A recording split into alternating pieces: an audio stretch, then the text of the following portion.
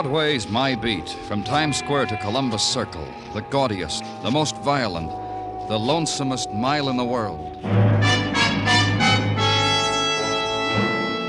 Broadway's My Beat, with Larry Thor as Detective Danny Clover.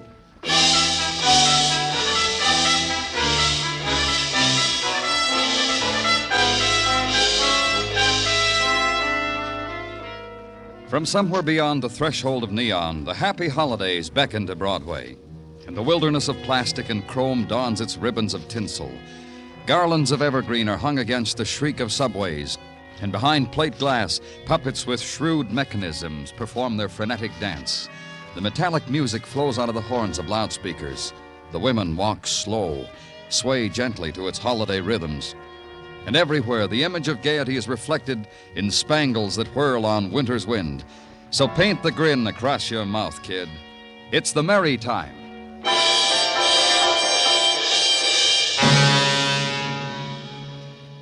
And somewhere within it, a phone call, a drunken voice that leads you into a desolate, wind-littered street, into a tenement scarred with shadows, into a room also desolate.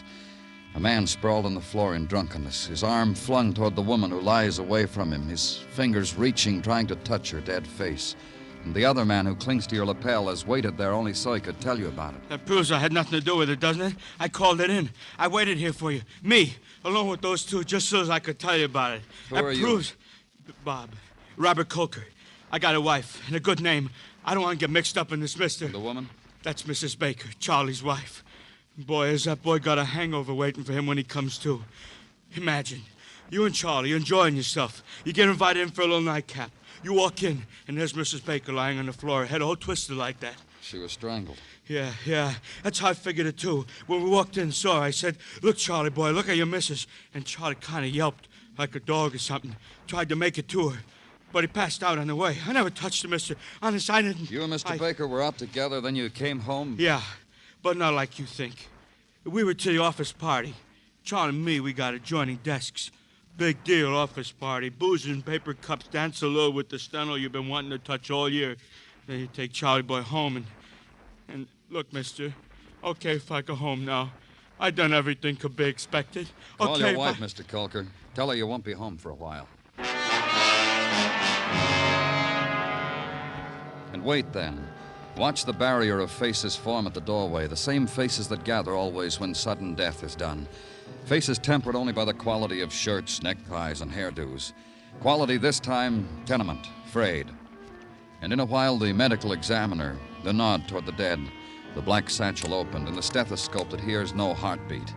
The official pronouncement that a woman named Lucille Baker, age about 32, married, no children, had been strangled to death.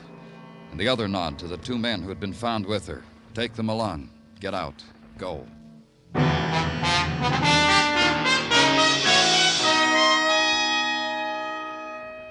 And back to the office. Give orders to interview everyone at the party. Turn Mr. Baker over to the officer whose extracurricular duty includes the sobering of suspects. Question Mr. Colker again. His story sticks. Then a door opens and a very sober man walks in. What they just told me. I don't believe... What are you doing here, Bob? I just told them what happened. I told them we came back to your place. You wait outside, Mr. Colker. Sure, whatever you say. Just take it easy, Charlie boy. Sit down, Mr. Baker. Your wife is dead. Lucille. I want you to try to tell me just what happened tonight. The office party. I went there. I was having a fine time. Yes, I was. I was having a wonderful time. Look, it was the end of the day, and at first I wanted to go home, but they wouldn't let me. They said, look at all this free booze, lap it up and forget it. And now... Go on. Well, I tried to call Lucille 3 or 4 times, I don't know how many times, to tell her I was having a good time, not to wait up for me, but the line was always busy. What else do you remember? Bob said, come on, let's go home. When we got there, that last thing I remember, Lucille lying there. I sang to myself just like this, I am drunk. You think you see all sorts of things when you're drunk, and this is one of them. That's not Lucille. I'm not even home now. I'll wake up and it'll...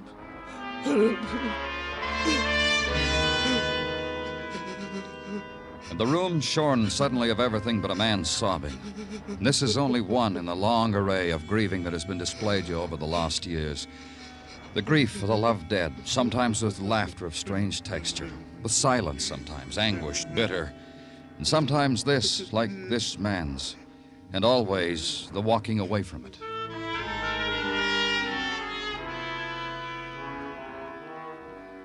And release him and his friend Bob Colker. Go home, sleep. And next morning, back to the tenement where a woman had been strangled. Ask questions through inch-open doors, and the children of the tenement shrivel away from you as if you were a cold wind. The doors that are never opened to you, the furtive whispers and scurrying behind them, the giggles. And finally, at the mention of the dead Mrs. Baker's name, a woman who begins a weeping suitable for police callers invites you in. Oh, that poor, poor creature. Taken from us like that, choked like that, cast away. Please, won't you come in? I'm Ruthie Alexander. Let's just shut the door, shall we? My neighbor's curious, nosy, so pathetically nosy. May I get you something? Hot chocolate, tea? Something with a bite to it? No, thank you. You knew Mrs. Baker? I knew Lucille. Better than... How awful to be a man and have to suffer weeping women. You were saying you knew Mrs. Baker well. Better than she knew herself. The promises life offered that girl. Although Lucille wasn't pretty, mind you, not in the real sense of the word. But she had her qualities hidden, kind of. Sly. It intrigued you men. You're saying that she... Nothing of the sort. Why, Lucille, the poor unimaginative creature, and I say this of her, and I was her best friend, mind you, and have the right. Lucille backed away from men. I honestly think they frightened her. She was married to a husband who loved her. Of course he did. Of course he did. Why shouldn't he? She could have even had a man like Teddy Fletcher. Teddy was dying for her. Lucille told me all about Fletcher? it. A fellow who works at the Dorsey Company where Lucille's husband worked. I told her so many times, a man like that, Lucy, they don't grow on bushes. They... You know something? What? That Lucille, she was a deep one. Sly, like I said. I wonder. I just wonder if she and Teddy... Oh, how awful of me. But will you have a cigarette at least? I'll light it for you. Draw the first puff. And refuse the kind offer, king-sized, cork-tipped gratis and all. Give her back her solitude. Leave her to her tearless weeping. Now she'd have something really to cry about. She'd wasted a cigarette.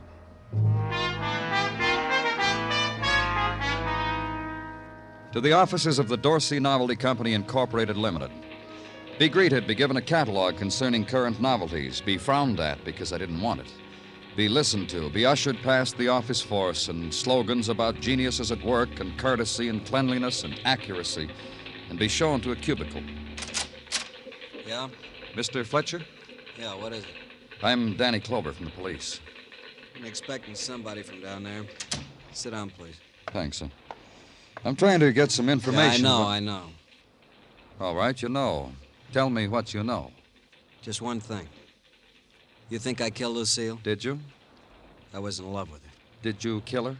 I just told you I was in love with her. For 2 years now, I built my plans around her, day-to-day plans. That adds up to being my life, doesn't it? You think I killed her? It'd be like killing myself, wouldn't it? All right, we'll go on the premise you didn't kill her, Mr. Fletcher. Tell me about last night. I was at the party. Everybody got loaded. Not me. You don't drink, huh? Not when it's better to stay sober. Last night was such a time. Oh, why? Last night, Charlie Baker was here getting tanked. Last night, Lucille Baker was home being lonely. Then you left the party because her husband was here and went over to see her. Is that it? It's the way I planned it. Didn't work. You want to tell me why? Yeah. I called Lucille from here during the party a lot of times. She said, I'm a wife with a husband. Stay where you are. Admirable, huh? A wife if it killed her. And it killed her. Then you gave up and went home. I needed solace. I found Isabel by the water cooler. Isabel? Isabel Mitchell, pal and buddy, sweater and skirt. We smiled at each other over paper cups, linked arms, and went to her place. Drank and did childish things like pin the tail of the donkey. Drank. Your alibi, huh? I want to talk to her. I guess she's still at home getting rid of last night's head. She didn't show up today. Nice kid. Where does she live? 2 rooms on West 37th, 905, apartment 2. Look, Mr. Clover, that Hamilton wall clock says noon, and it's never wrong. You're not going to join me for lunch, are you? Thanks a lot.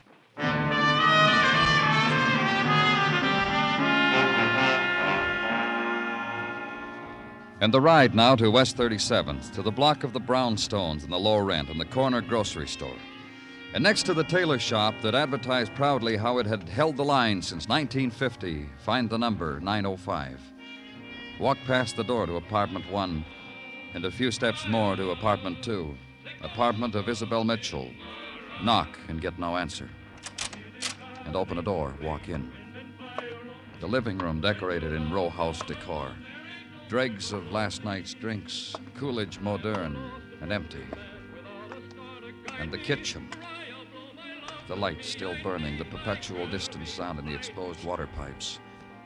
And strung from them, the girl twisting this way and back. Only slightly.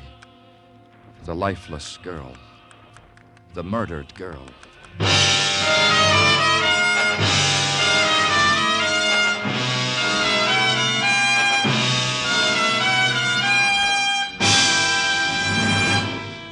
You are listening to Broadway Is My Beat, written by Morton Fine and David Friedkin, and starring Larry Thor as Detective Danny Clover. Confidentially, Edgar Bergen has a split personality, and it's hard to say whether he's funnier as the harassed Bergen or as that saucy figment of his own imagination who does the harassing, Charlie McCarthy. We leave it to you to figure out, between the laughs. Every Sunday night on most of these same CBS radio stations when you hear Edgar Bergen and Charlie McCarthy.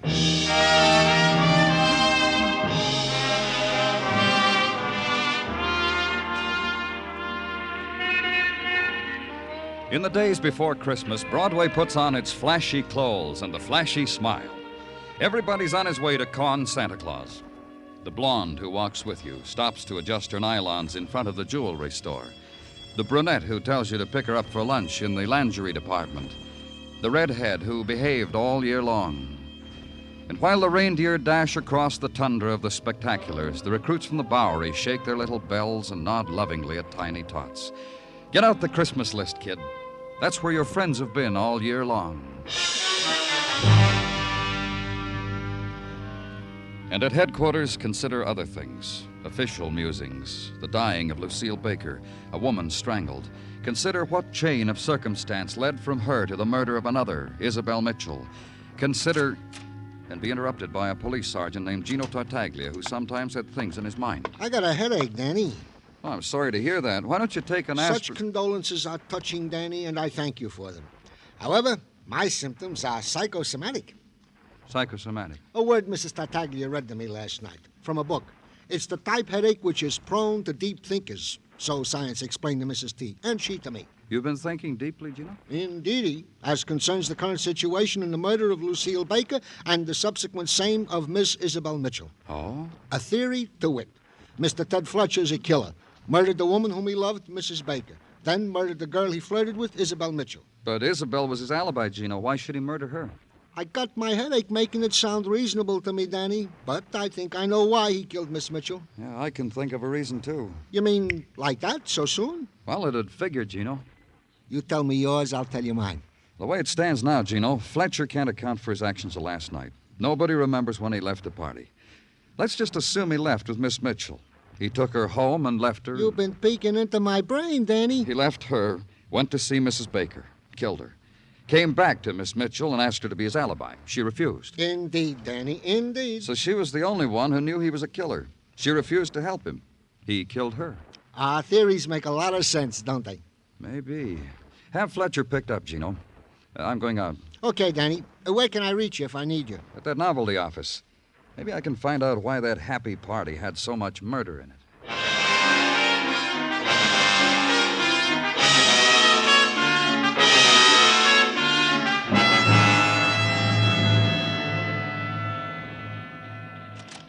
You're the guy who told the girl you're a detective? That's right. Show me. Girls get impressed with guys who show them shiny badges. Don't bother to read the small print. All they care is that a muscle man with a favor to ask. You through with it? Yeah, take back your badge. I produce novelties like that by the carload. Just had to be sure you weren't giving the girl a fast shuffle. Some questions I want to ask you, Mr. Dorsey. About time you got around to me, huh? It just so happens I'm the head man in this little enterprise. Maybe the personnel didn't get around to telling you. They didn't need to. I saw your publicity on the wrapping paper. Yeah. You had a little confab with Ted Fletcher, the girls tell me. Sorry, it didn't occur to me I need your permission. Oh, it's not that, kid. It's just that I got a happy enterprise here. You walk in, talk murder talk, it spreads gloom. Everybody gets unhappy until I think of something. The office party the other night, that was one of your thoughts? Yeah, it was. Happened to be my birthday. I let it be known in a loud voice. And before long, the personnel is pitching dimes into a kitty. A good time was had by all. What did you think of? Who? Ted Fletcher. Personally, I can't stand the guy. Good worker, but I can't stand him. What do you think of him? Just keep talking. Fletcher. Not much to look at, but oh, you kid, what he does to the emotions of the ever-loving opposite sex. You know what I mean? You gotta agree because you got him tabbed for killing Mrs. Baker, I understand. I tell you, it couldn't have happened to a nicer guy. Charles Baker works for you, too. Give me your thoughts on him. Baker's a good boy, nose to the grindstone type. I got a lot of plans for him. Been to his home, ate his impress the boss type of food. Met his wife, the former Mrs. Baker. Yeah, and you have an opinion. Mm-hmm. Dull woman, plain, boring. You know, Baker's better off without her, in my opinion.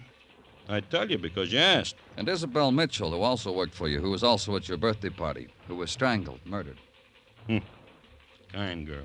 Had a kind word for everybody, but everybody. Prove it to you. Fletcher meets her at the water cooler at my party. Isabel gives him the kind word. Fletcher takes her home. That was a busy, busy night for Fletcher, wasn't it, Guy? Anything else, Mr. Dorsey? That cuts it as far as I'm concerned. You too, huh?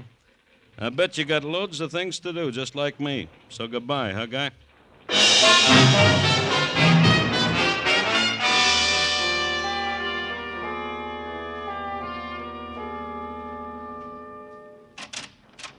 Mr. Clover, Yes?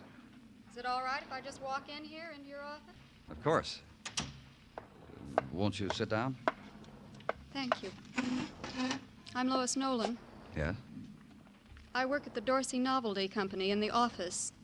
I run an IBM machine, time study cards. I don't guess you noticed me, did you? Oh, seems that I do. I guess you're wearing another dress. No, I was wearing this dress. You just didn't notice, that's all. Why have you come here, Miss Nolan? I wasn't at the party last night, so your men haven't questioned me. I see, and you want to be questioned, is that it? Well, I was a friend of Isabel's, You were? though we had differences of opinion, as they say, about friends, boyfriends. Personally, I like fellows from whom I can better myself. And Isabel, Yeah. she was not the discriminate type.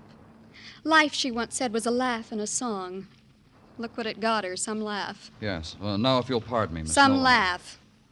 If you knew where I just came from, you wouldn't say some laugh. Where did you just come from, Miss Nolan? From her uncle's house. In buckets, that's the way he was crying. He didn't say a word. But if you could have seen his eyes, those tears. Then he said, Lois, I cannot cry any more. Isabel was a good girl, and now she is gone. I didn't know she had a family. No one's claimed Because that Isabel's. man is a nervous wreck, after all Isabel did for him. Where does her uncle live? In Brooklyn, 2020 Stockton Street. I hope I have been of some help, since Isabel was a dear friend of mine. I was always broad-minded enough to forgive the things. You've been a great help, Miss Nolan. Thank you very much. And the house in Brooklyn, like all the other houses in the long file, the peeling paint, the sagging porch, the parlor curtains drawn aside to reveal the Christmas wreath, then drawn further to permit a clearer view of the man who walks their quiet street. And having noted your passing, open their windows, crane to see at whose door you'll knock. Then in faraway voices announce it to friends, relatives, and neighbors. The voices drain away. Then, for a moment, the stillness is almost complete, except for the wailing of vessels in the harbor, the cry of wind trapped against street lamps. Then break it, and the man in the woolen sweater wonders at you with pale eyes, washed away eyes. Oh, you must be from the mission. I phoned. I have the magazines all tied and ready. They're... I'm from the police. About Isabel. Yes. Oh, come in. You'll take your death of cold. I haven't been to claim her body because I didn't know if it was right. I'm just her uncle, and Isabel moved away from me over a year ago. I thought maybe she'd got someone closer to her. That's not why I came. No? Then why? Well, I thought maybe you could help us. Maybe you could tell us things about her that'll help us find her murderer. Isabel came here to live with us when her mother died. Then my wife died, and Isabel stayed on. It was nice when she was here. And then she went away. Tell me about it, Mr. Clayton. It was nice, gay, exciting. Young men called on her, brought her things, brought me cigars, sat and talked with me while they waited for her to dress. She was pretty, real pretty, worth waiting for. You remember the men who called on her? No, just boys, nice-looking fellas. And you haven't seen Isabel since she left? Oh, yes, I didn't say that. I saw her many times, but only quickly.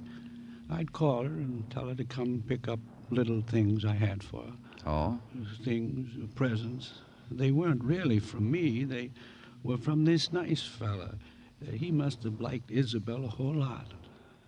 You know how I know? Tell me. Well, he'd bring her these things and make me promise not to tell Isabel they were from him. He said he'd tell her when the time came when he was ready to.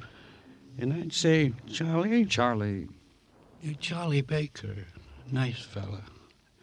You know, he made me tell Isabel I was giving her those things. Look at me. What would I have to give a girl like Isabel?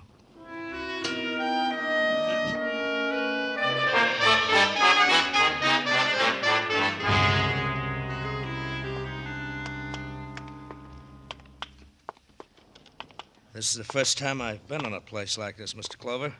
I've passed the jail many times, but I've never been in. These are just the detention cells, Mr. Baker. Detention cells? You mean they're not permanent? You're not sure about Fletcher? Fletcher was picked up as a suspect, and that's still all he is. He's a killer. We'll find out. I still don't know why I'm here. I want to put your story together with his. Oh, then you'll know, huh? Then we'll know.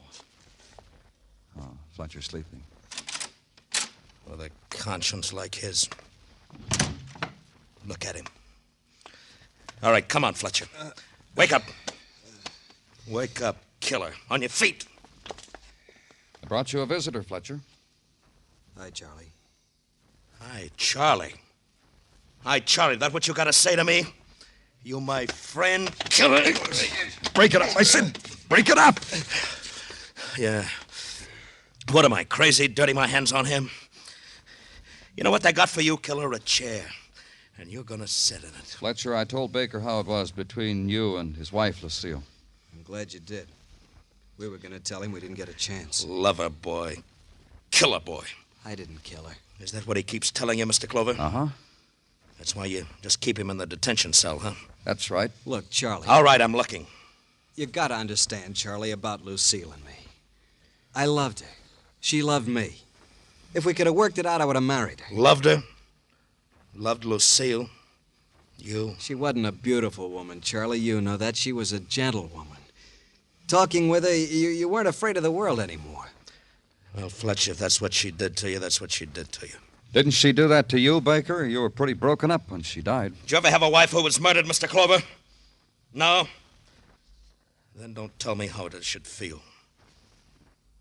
You and my wife, huh, Fletch? I didn't kill her. I swear I didn't kill her, Charlie. Yeah, sure. What happened last night, Fletcher? Lucille waved you goodbye and you let your emotions run away with you? It was all over and you couldn't remember a thing, so you say you didn't kill her? Is that what happened, Mr. Fletcher? I told you what happened. Get him out of here. Just a few more things. About a girl who worked at your office, also murdered, Isabel Mitchell. You had your hands full last night, didn't you, killer? I ask you, get him out of here. No, I want him to hear something. There's another way this thing adds up. You could have killed your wife, Baker. What are you talking about? I was at the party. Everybody knows that. Everybody will vouch for me. I don't know. A party like that, people coming in and out, nobody remembers much about anything. You building something, Mr. Clover? Maybe. You could have left the party long enough to kill your wife, then go back to it. No one would have known the difference. Then play drunk, have a friend take you home, find your wife dead. Have a seat, Charlie. You might as well. His cuts take a little while to get used to. Now listen, Clover. Then early the next morning, cry on my shoulder, be released, go round to Isabel's place and whisper to her the happy news about your wife's being dead. You're crazy. Why would I go to her? Because you were crazy about her? Crazy about her? Isabel? Isabel! What are you laughing at? He's right, Fletcher. You shouldn't laugh. Mr. Baker was crazy about Isabel, gave her presents. What are you talking about? But on the sly. Isabel didn't even know where they came from. After you've gotten rid of your wife, you could tell her, huh, Baker? But she wouldn't have any part of you. You killed her. In love with Isabel. Her? A girl like that? Oh, Charlie, you stupid man. A girl like that when you had your own wife. Shut up! Shut up, shut up! Isabel was sweet and she was wonderful. You know how I know? She wouldn't look at me because I was married. That's the kind of a girl she was. She was good. I killed my wife for her and she took pity on me. She was good. But she still wouldn't look at you, so you killed her. Yeah, that's right. I had no more to live for. Why should she go on living? Why should somebody else have her? Who else would have done for her what I did for her? Nobody, just me. And she didn't want me. She had to die.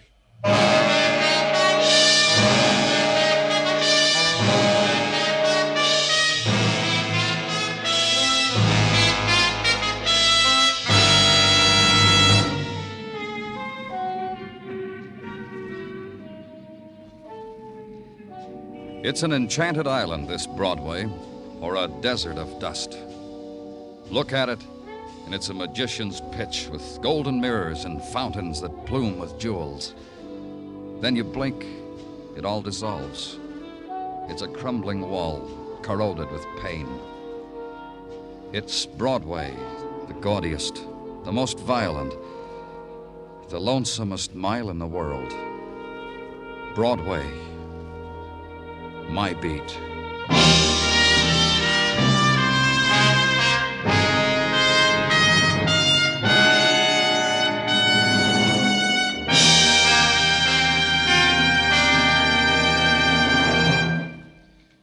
Broadway Is My Beat stars Larry Thor as Detective Danny Clover, with Charles Calvert as Tartaglia and Jack Kruschen as Muggavan. The program was produced and directed by Elliott Lewis, with musical score composed and conducted by Alexander Courage. Featured in tonight's cast were William Conrad, Harry Bartell, Peggy Weber, Lou Merrill, and Herb Butterfield.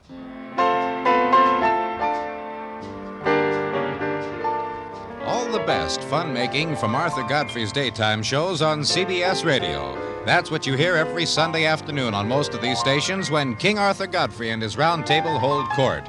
Hear it tomorrow afternoon. And remember to enjoy King Arthur Godfrey and his round table every Sunday afternoon on CBS Radio. Bill Anders speaking. And remember, those lovable rascals Amos and Andy are here every Sunday on the CBS Radio Network.